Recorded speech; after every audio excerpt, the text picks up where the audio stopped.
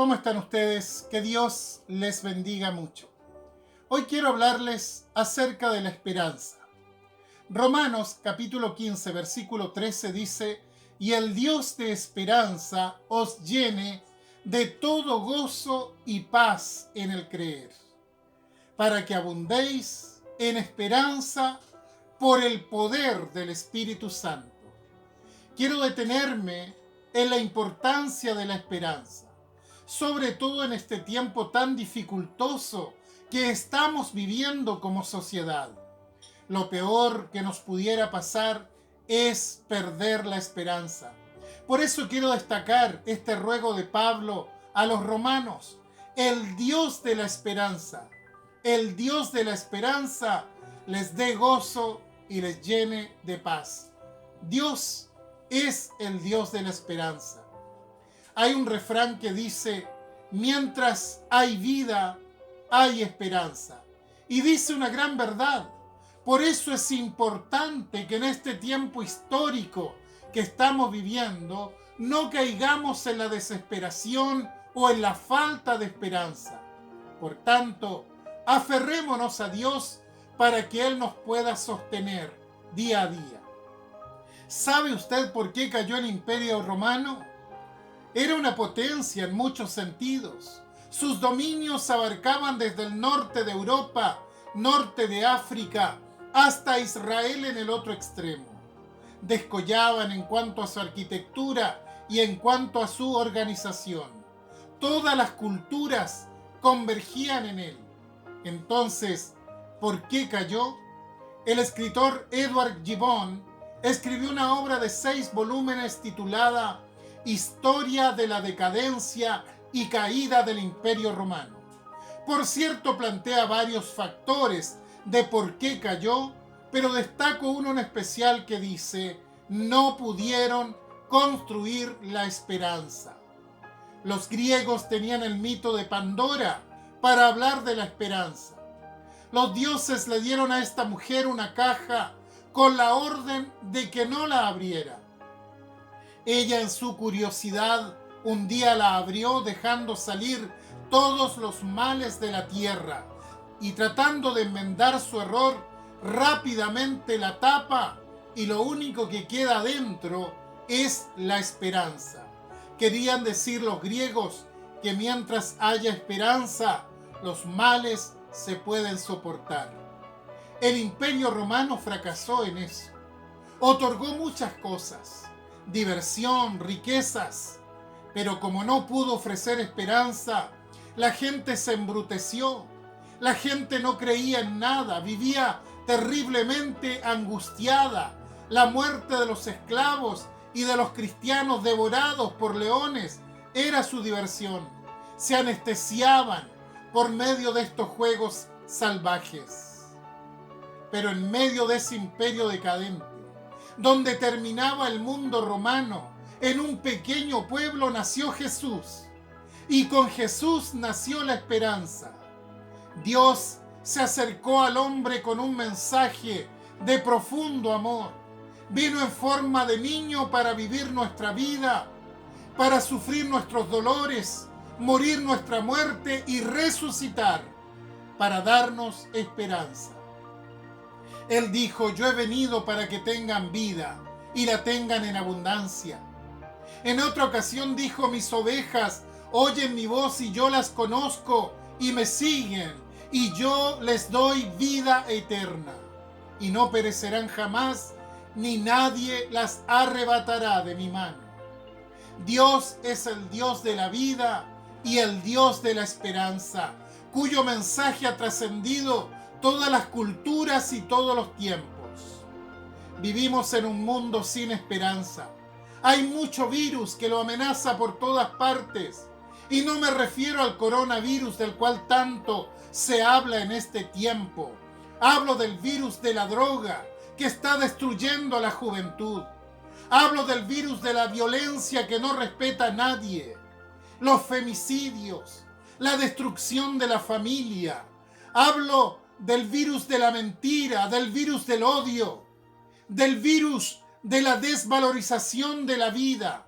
Vivimos en una sociedad que se está volviendo salvaje, que se embrutece cada vez más porque no ha solucionado los problemas de su mundo interior. No tiene esperanza. Hace 2000 años que los cristianos venimos proponiendo la esperanza. No es una ilusión la que dejó Cristo, es una esperanza cierta que dice: porque yo vivo, ustedes también vivirán. ¿Por qué le tenemos tanto miedo al virus? Porque no estamos preparados para la muerte. Necesitamos confiar en algo o en alguien, un apoyo seguro que nos sostenga para que no nos caigamos.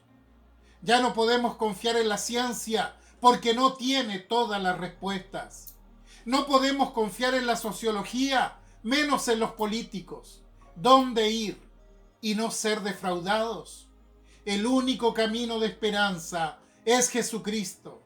Es necesario que nos reconciliemos con Dios porque vivimos en una sociedad que se está divorciando de Dios. Necesitamos hacer las paces con Dios de manera personal, no nacional. Cada persona debe plantearse este tema. ¿Tengo o no tengo esperanza? ¿Qué va a pasar conmigo cuando ya no esté en esta vida? El Dios de la esperanza nos tiende la mano, nos invita a que nos acerquemos a Él, nos convoca a que nos miremos hacia adentro en un momento en que estamos mirando demasiado hacia afuera, cuando vivimos preocupados de los estándares, de las estadísticas, de la curva de la pandemia. No, hay que mirar hacia adentro y preguntarnos: ¿cómo está mi relación con Dios? Todos vamos a morir un día. ¿Cuántos años más podría vivir? No lo sé. Hace varios años le entregué mi vida a Jesucristo, algunas décadas ya, y le doy gracias por la paz y por la alegría que me da. No es que no vea lo que pasa en el mundo, pero miro hacia arriba y sé que ahí está la casa del Padre esperando mi llegada. Póngase en paz con Dios por medio de Cristo. Confiese sus pecados delante de Él y empiece una nueva vida, tomado de su poderosa mano. Él es el Dios de la esperanza. Dios le bendiga.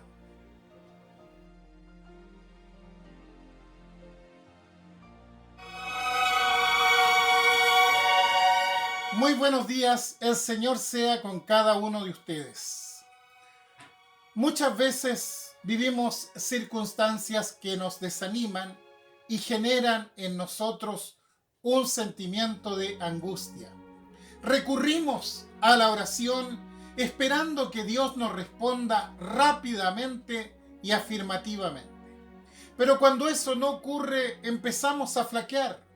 Pensamos que nos sirvió de mucho orar y que en definitiva será lo que Dios quiera, nada más. Cuando vamos a la Biblia también vemos a personajes que vivieron tiempos de desánimos y que al parecer Dios no le dio la respuesta, a lo menos no en el momento que ellos lo requerían. Podemos ver el caso del profeta Elías, acostado debajo del enebro sin ánimo, al saber que la reina Jezabel lo buscaba para matarlo. Allí en Lucas capítulo 18 nos encontramos con una interesante parábola, la parábola del juez injusto y de la viuda que pedía justicia. Esta parábola la refirió Jesús a sus discípulos sobre la necesidad de orar siempre y de no desmayar. Desmayar ciertamente es perder la fuerza, quedar sin ánimo, sentirse derrotado por las circunstancias, y el Señor le dice a sus discípulos: ustedes no deben sentirse así. Entonces le habla acerca de este juez justo y de esta viuda que venía a él a pedir justicia ante el acoso de un adversario. Antes de interpretar esto, debemos notar que es una parábola de contrastes, que este juez en ningún caso representa a Dios, porque la Biblia dice que Dios es justo y es compasivo, y que la viuda no representa al cristiano, porque el cristiano siempre es objeto del amor y de la misericordia de Dios. Lo que quiere enseñar Jesús en este momento es una verdad espiritual, como dije, por contraste. El juez tenía dos características que lo hacían una persona con grandes problemas de relación. Dice que no temía a Dios, tampoco temía a los hombres. A él no le interesaba descubrir cuál era la voluntad de Dios, ni tampoco le interesaba qué es lo que la gente esperara de él. Era un tipo egocéntrico, centrado en sí mismo, que lo único que le interesaba era su provecho personal, nada más. La viuda pertenecía a la clase desamparada. Es cierto que la ley de Moisés la protegía. Socialmente, una mujer al morir su marido quedaba muchas veces en el abandono. Bueno, Dios dice también en la Escritura que Él es el esposo de las viudas y es el padre de los huérfanos. Es decir, que Él está al lado de las clases más desamparadas de la sociedad. Por cosas de la vida, esta mujer se hizo de un adversario. A veces las viudas debían cargar con las deudas que dejaban sus difuntos maridos y este adversario se había constituido en un problema para ella. Entonces iba donde este juez para que le hiciera justicia. Conociendo ya el carácter del juez, prácticamente él obviaba la querella de esta mujer. Seguramente era un tipo acostumbrado a actuar bajo soborno, pero ¿qué ganancia podía recibir de esta mujer? Sin embargo, la mujer insiste y le repite sus obligaciones hasta que por hartazgo dice que le hace justicia. Cuando Jesús termina de contar esta historia, pregunta a sus discípulos algo que tiene muchísimo sentido. ¿Y acaso Dios no hará justicia a sus escogidos que claman a Él de día y de noche? ¿Se tardará en responderles? Dios no es el juez injusto. Por el contrario, Él se complace en la justicia. Todas las cosas que hace pasan por un criterio determinado, no actúa por mero capricho. Muchos de los dioses de la antigüedad, incluidos los del panteón greco-romano, eran dioses caprichosos. Pero el Dios verdadero revelado en la Escritura no es así. Él nos ama como no nos imaginamos. Dice el profeta Isaías, allí en el capítulo 49, que nos tiene grabados, esculpidos en las palmas de la mano. Si pudiésemos mirar las palmas de las manos de Jesús, veríamos sin duda las heridas de la cruz, las marcas de su sacrificio de amor. Por tanto, todo esto constituye una invitación a confiar en Él. Sin embargo, Jesús concluye con una pregunta muy aguda, muy penetrante. Les dice: cuando venga el Hijo del Hombre, ¿hallará fe en la tierra? Cuando Él venga, ¿hallará fe? Seguramente encontrará iglesias, seguramente encontrará pautas litúrgicas, reglamentos eclesiásticos, declaraciones de fe, pero fe propiamente tal. ¿Hallará? Que seamos los que respondamos afirmativamente esta pregunta. Que seamos los que confían en tiempos difíciles en este juez justo del universo. Recordemos lo que dice la Escritura allí en el Salmo 34. Muchas son las aflicciones del justo, pero de todas ellas le librará el Señor. Recuerde, Dios tiene sus tiempos. Respetemos los tiempos de Dios y por sobre todo, nunca dejemos de creer en la bondad de Dios.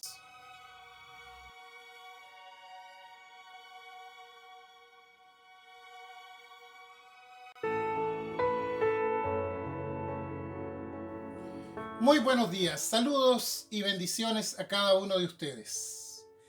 Les invito a ir al Evangelio de Lucas, capítulo 14, verso 15, donde aparece una parábola que es bastante conocida, la parábola de la gran cena. Todo ocurre cuando Jesús entra a comer a la casa de un fariseo, que además, dice la Biblia, era integrante del gobierno. Y mientras compartían, un hombre de pronto interrumpe diciendo: bienaventurado el que coma pan en el reino de Dios. ¿Qué quiso decir con eso? Puntualicemos. Los judíos esperaban que Dios interviniera en la historia. Esperaban que Dios viniera, estableciera su reino y tendiera una mesa delante de ellos. La mesa era el símbolo de la comunión. Cada vez que alguien se sentaba a la mesa con otra persona, significaba que estaban en paz. Este hombre que levanta la voz seguramente estaba pensando en cómo sería cuando Dios intervenga en la historia y ponga su mesa por delante. Entonces dice: cuán bienaventurado. Es como que estuviera diciendo: cuánta suerte tendrá el que sea invitado a la mesa que tenderá Dios cuando venga a establecer su reino. Y esto lleva a Jesús a contar esta parábola. Y habla de un hombre que prepara una gran cena, envía invitaciones y cuando ya está listo todo, manda a su siervo a buscar a los convidados porque la mesa ya está servida.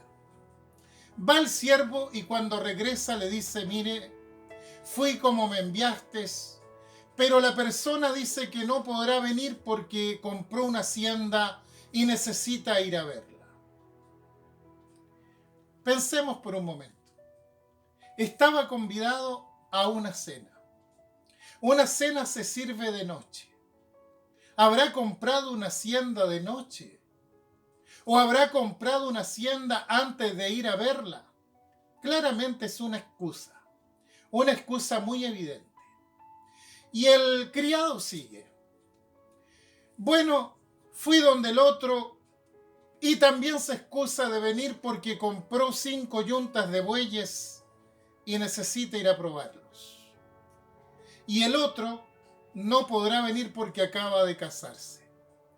Claramente son excusas. ¿Por qué? Porque ¿quién compra una yunta de bueyes y la prueba durante la noche? El que se casó, ¿acaso no sabía cuando fue invitado que en esa fecha contraería matrimonio? El anfitrión, frustrado, enojado, sintiéndose despreciado, le dice a su criado: bueno, haremos una cosa. Ya que los que quise bendecir no vinieron, ve pronto por las plazas, por las calles de la ciudad y trae acá pobres, mancos, cojos y ciegos. Quiere decir que en la mesa que extiende Dios, todos son invitados. Que cuando Dios prepara la bendición, la prepara para todos. Que la bendición de Dios no es para unos elegidos nada más. A todos nos invita Dios a acercarnos a la mesa de la bendición y de la vida eterna. Qué lástima que algunos estén demasiado ocupados para venir a Él. Como algunos que dicen: mire, algún día me jubilaré y entonces sí. Otros anteponen cosas que pueden ser valiosas, pero la ponen delante del Señor. Por ejemplo, la familia. Entonces todo lo que se escucha son excusas y más excusas. Pero la bendición de Dios está ahí. La invitación está extendida. Dios no excluye a nadie. Somos nosotros mismos los que nos excluimos cuando no respondemos afirmativamente a la amorosa invitación de Dios. Es tan amplia la invitación de Dios que dice: vayan por las plazas, vayan por los caminos, traigan a los pobres, a los cojos, a todos. Y Jesús termina la parábola con un final abierto, no la concluye. No dice si vinieron o no vinieron. La historia queda allí. ¿Y sabe por qué? Porque la historia la tenemos que cerrar nosotros. Somos nosotros los que tenemos que contestar si vamos a acercarnos a Dios o no. La cena no es el privilegio de algunos. No es la suerte de algunos. No. Es para todos. Porque la bendición de Dios es para todos. Dios quiere bendecirnos a todos. Es por eso que envió a su Hijo Cristo a morir en nuestro lugar. Examinemos nuestros corazones y preguntémonos si hemos respondido afirmativamente a esta invitación. Y si no es así, deje las excusas de lado, vuélvase a Dios y sea salvo. Que Dios le bendiga.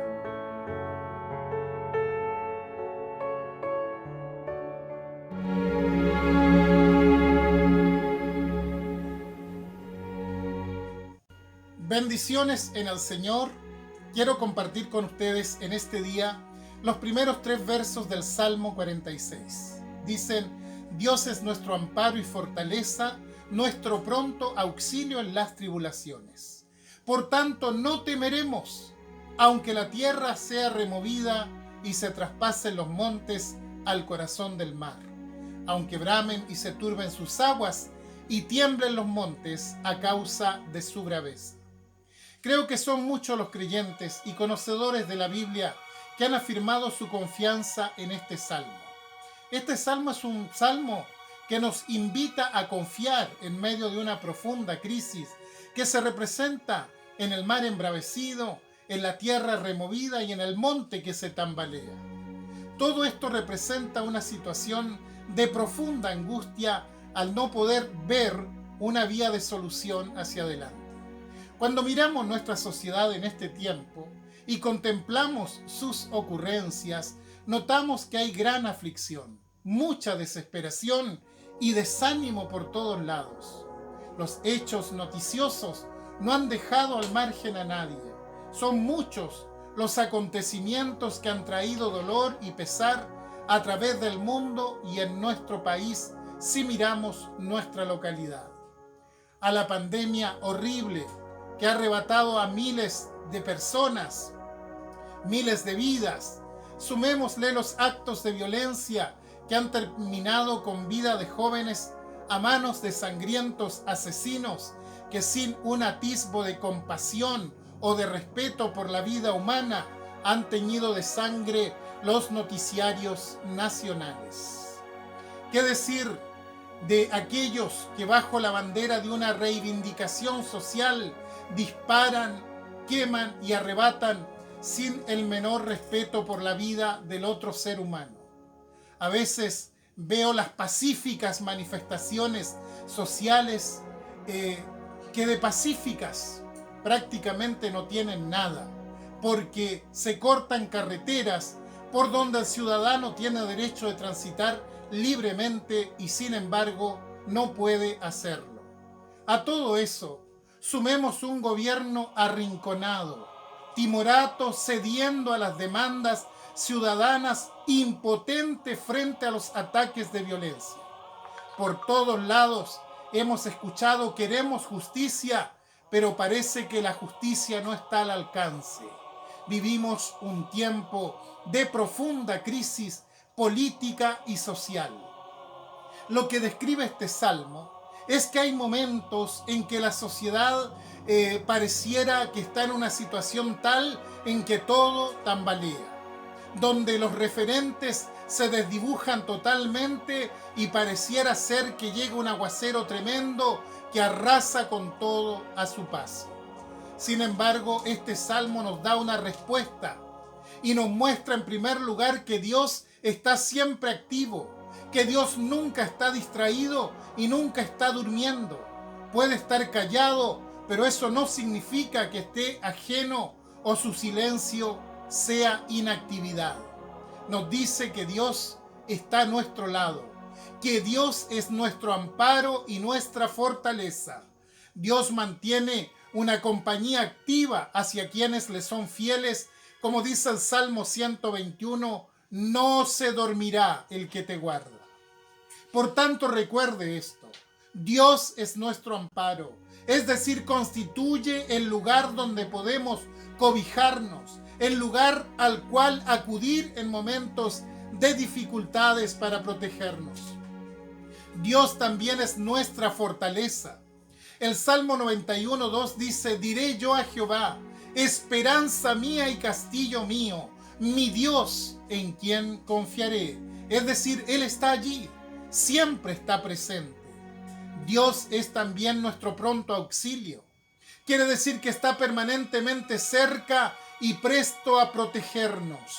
Por eso dice el profeta Isaías: buscad a Jehová mientras puede ser hallado, llamadle en tanto está cercano.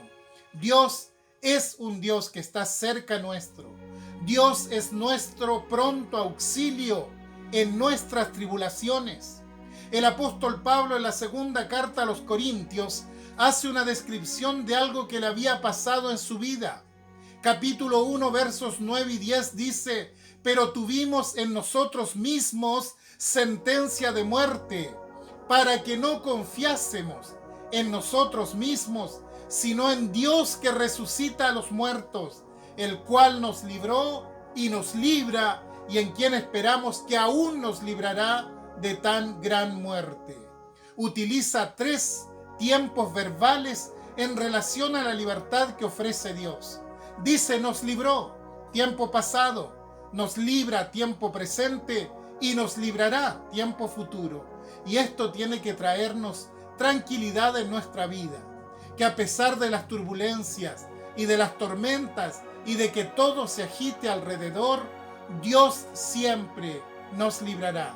Sigamos manteniendo nuestra integridad y recordemos y repitamos junto con el salmista: Dios es nuestro amparo y nuestra fortaleza, nuestro pronto auxilio en la tribulación.